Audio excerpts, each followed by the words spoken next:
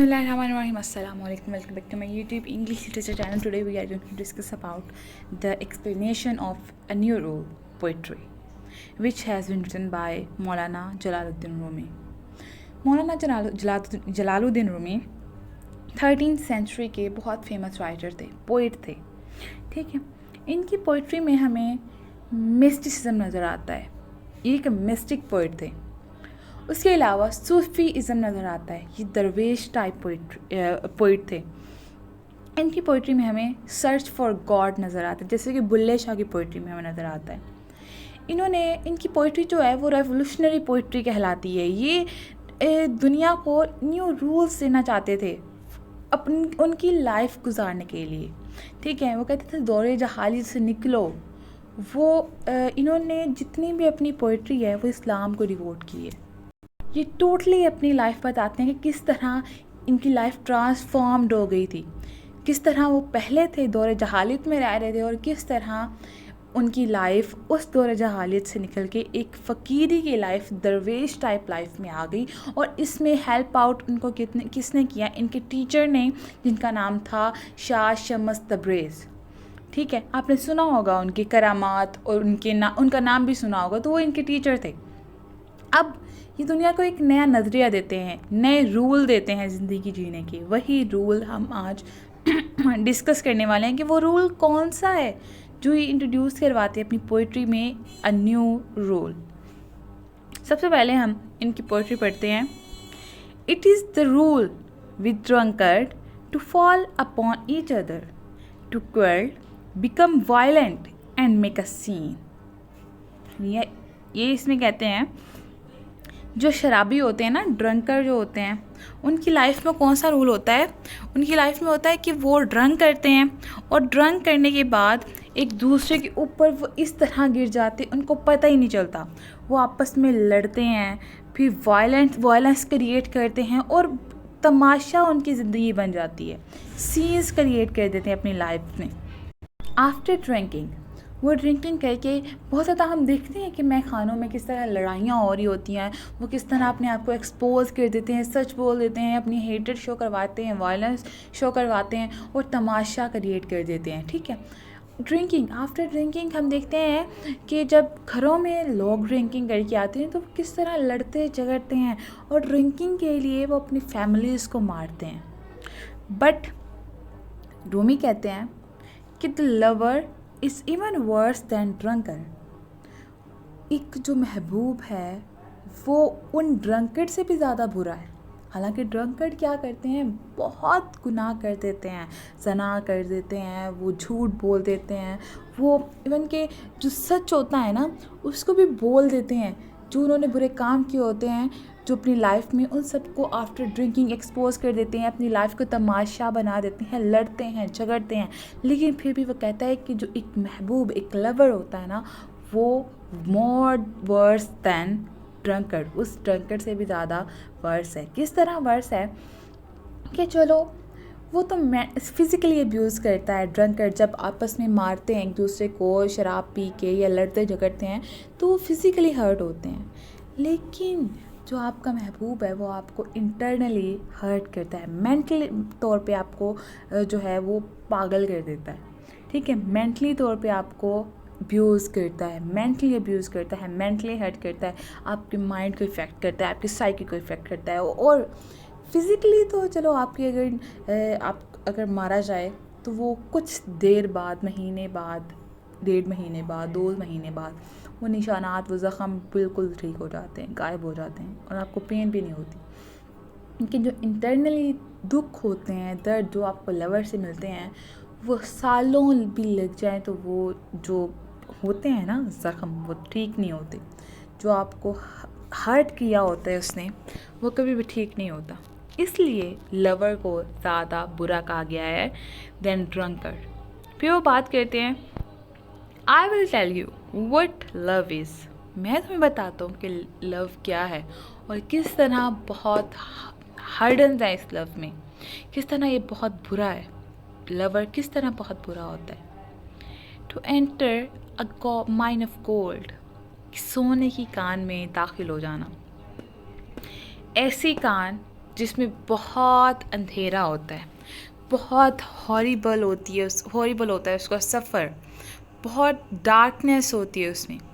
लेकिन अब जब उस माइन में एंटर हो जाते हैं, चलते जाते हैं, बहुत आपको सांप बिच्छू, क्योंकि वो एक माइन है ना, बहुत सालों से बंद है, जिसमें आप अब दाखिल हो चुके हैं। उसमें बहुत अंधेरा है और आपके पास कोई लाइट भी नहीं है। लेकिन जब आप उसमें चलते जाते हैं तो कहीं एंड पे जाके आप कुछ चमकती हुई चीज़, आफ्टर मैनी हर्डल्स, ठीक है, उस हर्ड बहुत ज़्यादा सख्तियों के बाद आप एक चमकती हुई चीज़ मिलती है जो कि सोना कहलाती है। और वो सोना लवर होता है, वो सोना लव होता है। ठीक है, लवर तो नहीं कह सकते, लवर तो माइन ऑफ गोल्ड है। जो लव है ना, वो गोल्ड कहलाता है। गोल्ड जो है वो लव है, क्योंकि वो आपको बहुत सेक्रीफाइसेस के बाद, बहुत हर्डल्स के बाद, इतने बैरियर होते हैं इसके रास्ते में, बहुत डार्कनेस होती है, बहुत अंधेरा होता है। ठीक है, और उन सख्तियों के बाद, इंटरनली टॉर्चर होने के बाद, जब आपको टॉर्चर मिलता है ना मेंटली तौर पे सिक हो जाते हैं, तो उसके बाद आपको कहीं जाके वो चमक नज़र आती है और वो चमक लव है। तो ये भी श्योरिटी नहीं है कि वो लव की जो चमक है वो आपके महबूब की तरफ से आपको मिलती भी है या नहीं। ये सिर्फ लव का बताता है कि लव ये है कि आप चलते जाओगे, अंधेरों से, सख्तियों से गुजरोगे, फिर कहीं जाके वो चमक आपको नज़र आती है, वो सोने की चमक, और वो सोने की चमक लव कहलाती है। And what is that gold? वो सोना क्या है? The lover is a king above all Kings. अब जो लवर होता है ना आपका, ये तो लव है। वो सोना क्या है? वो लव है। और जो आपका लवर है ना, उसको उस सोने की कदर ही नहीं होती, उसको उस क्राउन की कदर नहीं होती, क्योंकि वो अपने आप को किंग मानता है, तमाम बादशाहों का बादशाह मानता है। और आपके लिए वाकई एक lover the king of all Kings होता है। ठीक है, क्योंकि आप जो आपका महबूब है वही आपको सबसे प्यारा लगेगा ना, तो बाकियों की कदर ही नहीं है आपको, तो इसलिए आपको सिर्फ वही बादशाह, सभी बादशाहों का वही बादशाह लगता है। अनअफेयर्ड ऑफ डेथ, जिसको मौत का खौफ नहीं है। Not at all interested in golden crown, और इन गोल्डन क्राउन्स में भी उसको इंटरेस्ट नहीं है। ठीक है, ना मौत का खौफ है, ना गोल्डन क्राउन। यहाँ पे हमें मोरालिटी, यहाँ पे हमें सर्च फॉर गॉड नज़र आ रही है। जो माइन ऑफ गोल्ड के अंदर एंटर होना है ना, ये अल्लाह का रास्ता है, सिरातुल मुस्तकीम है। यहाँ पे बहुत अंधेरा है, लेकिन सीधी राह वही है, और एंड पे वो गोल्ड पे लेके जाती है। और जिसका वो लव है, वो क्या है? वो किंग है, तमाम बादशाहों का बादशाह है। गॉड जो है ना, उसको वो कहते हैं कि बादशाहों का बादशाह है। जिसके रास्ते में जब आप चले जाते हैं ना, तो आपको डेथ की फ़िक्र नहीं होती, और गोल्डन क्राउन्स, दुनियावी चीज़ों की फ़िक्र नहीं होती, क्योंकि आप उस तक रसाई हासिल कर लेते हैं, तो आपको किसी चीज़ की फ़िक्र नहीं होती। आपको पता होता है कि उसने मुझे बचा लेना है, वो मेरे पास है, तो सब कुछ मेरे पास है, मुझे किसी चीज़ का खौफ नहीं है। The dervish has a pearl concealed under his patched cloak. जो एक दरवेश है ना, या आपको समझ आ रही है ना कि अब ये अल्लाह के रास्ते पे चलने की बात कर रहा है। माइन ऑफ गोल्ड क्या है? ये अल्लाह का रास्ता है। अब जो कहता है कि उसको गोल्डन क्राउन्स की फ़िक्र नहीं है, क्योंकि एक दरवेश के पास एक पर्ल होता है, एक मोती होता है, जो उसके फटे पुराने कपड़ों के नीचे, वो क्लॉक जो उसने झोला सा पहना होता है, ऊपर से क्लॉक पहनते हैं ना, जो जैकेट तरह का होता है, बहुत लंबा होता है, चोगा जिसको बोलते हैं। वो कहते हैं कि उसके पैच फटा हुआ, जगह जगह पेवंत लगा हुआ जो क्लॉक होता है ना, उसके नीचे उसने एक मोती छुपाया होता है, जो उन तमाम चीज़ों से खूबसूरत, महंगा होता है। और वो क्या है? वो लव फॉर अल्लाह है, क्योंकि अगर उसको वो मिल गया, अगर उसके पास, दरवेश के पास वो है ना, तो उसको गोल्डन क्राउन्स की क्या ज़रूरत है? फिर वो कहता है why should he go begging door to door, जबकि उसके पास तो पर्ल है, तो उसके वो कहीं ना किसी और के पास क्यों जाए? उसके पास अल्लाह मौजूद है। वो पर्ल अल्लाह के साथ उसको रिलेट करता है। पर्ल जो है ना, यहाँ पे मेटाफर भी है और सिमिली भी है। ठीक है, यहाँ पे बताता है कि उसके पास पर्ल है, यानी कि उसके पास अल्लाह है, लव ऑफ अल्लाह है। तो वो जगह जगह बेगिंग के लिए क्यों जाए, हालांकि वो दरवेश है। क्यों, दरवेश मांगते होते हैं, फ़कीर मांगते होते हैं, तो कहते हैं उसको मांगने की ज़रूरत ही नहीं है, क्योंकि उसके पास एक दुनिया का सबसे महंगा तरीन मोती है। और वो मोती कौन सा है, लव फॉर अल्लाह। अब वो बात बताता है कि लास्ट नाइट, इस सारे वाक़या से पहले मैं पिछली रात एक मून को देखा मैंने, जो मेरे साथ चल रहा था। ड्रंक किया हुआ था उसने, dropping cloth in the street. अब उसने एक दिन मैंने उस मून को देखा जो मेरे पास आया ड्रंक किए हुए, और उसने अपने क्लॉथ जो है वो ड्रॉप कर दिए इन स्ट्रीट। अब यहाँ पे जो मून है, हम लिटरेचर में पढ़ते हैं कि उसको लवर के साथ तशबीह दी जाती है। अब यहाँ पे लवर कौन है, लवर है तब्रेज़ शाह, तब जो आए, ठीक है, उन्होंने उसको चांद के साथ मतलब तशबीह दी हुई है। वो कहते हैं वो मेरे टीचर मेरे पास आए।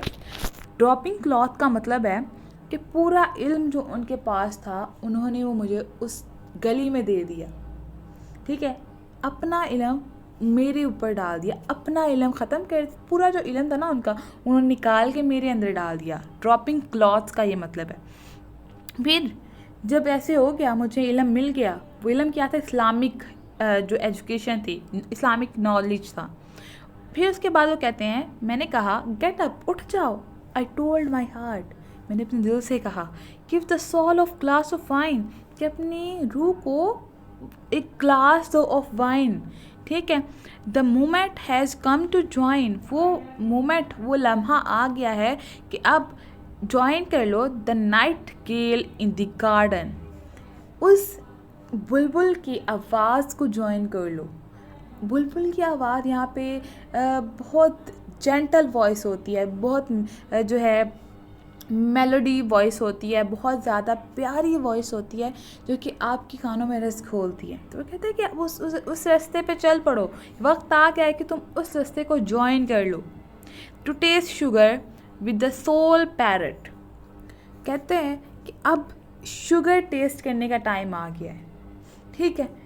किस तरह, क्योंकि अब तुम्हारा जो दुनियावी इल्म था, दुनियावी डिज़ायर्स थी, वर्ल्डली डिज़ायर्स थी, वो ख़त्म हो गई हैं। अब तुम्हें स्पिरिचुअलिटी आ गई है, अब वक्त आ गया है तुम अल्लाह के रास्ते पे चल निकलो।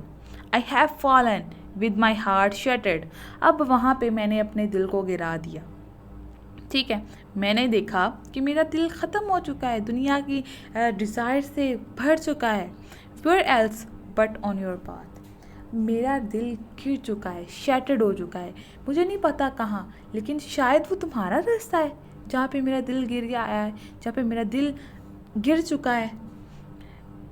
And I broke your bowl, drunk my idol so drunk, अब मैंने क्या किया, मैंने अपना जो दुनियावी डिज़ायर्स के लिए मैं मांगता था वो बाउल मैंने तोड़ दिया। फिर मैंने एक वाइन ऑफ ग्लास पिया। मैंने अपने बुत से कहा, माई आइडल, जो उसका जिस्म था ना उसको बुत से तशबीह देता है, सो ड्रंक, और फिर पिया। Don't let me B harmed, अब वो अल्लाह से गुजारिश करता है कि मुझे कभी नुकसान मत पहुंचाना।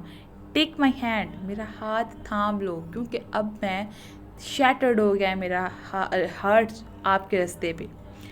ये ही वो कहता है कि जब वो सारा कुछ लास्ट नाइट जैसा हुआ ना, तो मेरा दिल शैटर्ड हो गया और मैं अल्लाह के रास्ते पे आ गया, तो फिर मुझे एक न्यू रूल पता चला लाइफ जीने का। A new rule, a new law has been born, फिर एक नया रूल, एक नया लॉ जो है वो पैदा हुआ। ब्रेक ऑल द ग्लासेस, जिसने तमाम ग्लासेस को तोड़ दिया। And fall toward the glass floor, और ग्लास बनाने वाले की तरफ चला गया। उसका दिल, उसके दिल ने क्या किया, तमाम जो दुनियावी ग्लास थे उसको तोड़ दिया, तमाम दुनिया की डिज़ायर्स को, दुनिया के बंदों को छोड़ दिया, और उस क्रिएटर के पास चला गया जिसने वो उस क्रिएटर के पास चला गया जिसने वो उस तमाम क्रिएटर को क्रिएट किया था। उसकी तरफ उसका हार्ट मायल हो गया, ठीक है। ये इसकी पोइट्री थी, अ न्यू रूल। इसमें न्यू रूल क्या है कि उठो, यही वक्त है, अल्लाह की तरफ लौट जाओ। क्योंकि अगर तुम अल्लाह की तरफ लौट जाओगे फिर तुम्हें माइंड ऑफ गोल्ड मिल जाएगी, और फिर क्या होगा, तुम्हें वो अल्लाह ही सब बादशाहों का बादशाह लगेगा। फिर तुम बेखौफ हो जाओगे डेथ से, दुनिया की डिज़ायर से, और तुम्हें एक पर्ल मिल जाएगा, क्योंकि वो पर्ल क्या है, अल्लाह का प्यार है, और तुम्हारे पास वही आ जाएगा। तो तुम्हें जगह जगह मांगने की ज़रूरत नहीं है अपनी वर्ल्डली डिज़ायर्स फुलफ़िल करने की, क्योंकि वर्ल्डली डिज़ायर्स ही ख़त्म हो जाएंगी, स्पिरिचुअलिटी आ जाएगी तुम में। ठीक है, अब हमें इसमें थीम्स कौन से नज़र आते हैं, ये हमने एनालिसिस किया उस पोइट्री का। अब हम देखते हैं इसमें थीम्स कौन कौन से हैं। थीम्स इसमें लव का थीम पाया जाता है, इसमें सर्च फॉर गॉड का थीम पाया जाता है। ठीक है, फिर उसके बाद इसमें और थीम पाया जाता है क्रिएशन ऑफ न्यू रूल, किस तरह एक न्यू रूल और एक न्यू लॉ क्रिएट हुआ, ये इसमें मेन थीम है इसमें। ठीक है, so I hope you all guys enjoyed it. यही आज था हमारा लेक्चर था। सो अल्लाह हाफिज़, दुआ में याद रखिएगा, and do not forget to subscribe my channel, press the bell icon for more update. Thank you so much, अल्लाह हाफिज़।